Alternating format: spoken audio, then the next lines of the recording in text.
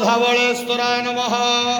दीपं यदि परं ब्रह्म दीपं यदि जनार्दनः दीपहरत मे पापो पूजा दीप नमस्तुते। धवळेश्वर महाप्रभु संसार सुखी रख।